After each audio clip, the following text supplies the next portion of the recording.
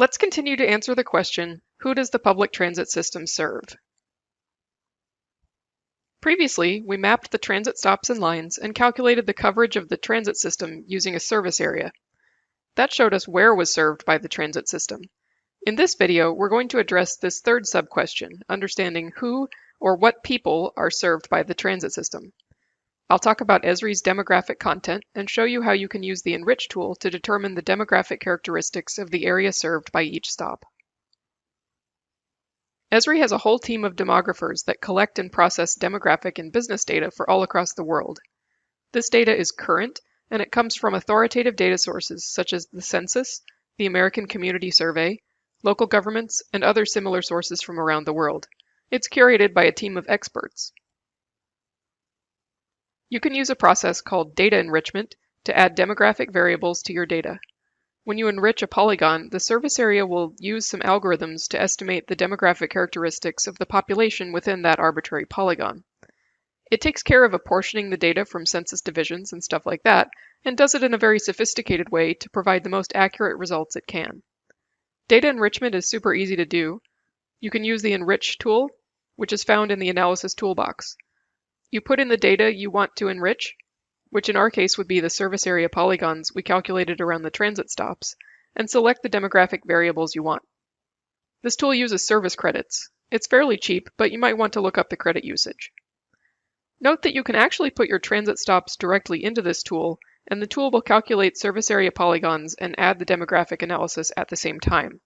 The tool always uses the ArcGIS Online services for this, though, and the credit usage for creating service areas is much higher than for simply adding demographic variables, so it might not always be the right choice. It might be better to use your own local network dataset to calculate the service areas and then just use the Enrich tool to add the demographic data. The tool also doesn't expose many of the more advanced options for service area creation. If you have the Business Analyst extension, the Enrich Layer tool is essentially the same thing as the Enrich tool, but it has the added ability to use the installed Business Analyst demographic and network data instead of just ArcGIS Online. Now I'll show you a demo of enriching the service area polygons we calculated earlier with some demographic data. Here we are in ArcGIS Pro, and you can see this service area layer that we created earlier, showing the area reachable within 0.4 kilometers of my transit stops. Now in the Geoprocessing tab, I will search for the Enrich tool. And notice there's these two results, Enrich in the Analysis toolbox and Enrich Layer in Business Analyst tools. I don't have Business Analyst installed and I don't have the Business Analyst license, so I'm just going to choose the regular Enrich tool. And note that I am signed into my ArcGIS Online account, which has credits that I will be able to use when enriching my data. The first thing I want to show you is that for input features, if I wanted to, I could choose my transit stops, and it would be able to enrich the transit stops by automatically generating the service area polygons and then enriching those polygons all in one step, rather than going through and creating a service area layer and solving it.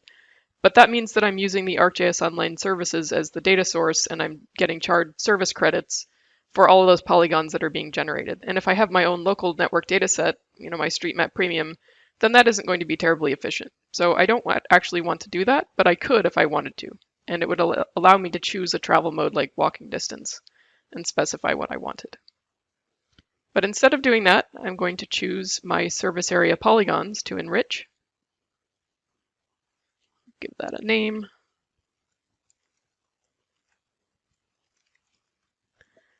And now I need to choose which demographic variables I care about. So I'll click this button and it opens up the data browser. And let's pick a couple of relevant variables. First, let's take the 2021 total population, and then maybe poverty level. So I'll choose the percent of households below the poverty line. And then there should be something to do with vehicle ownership in here.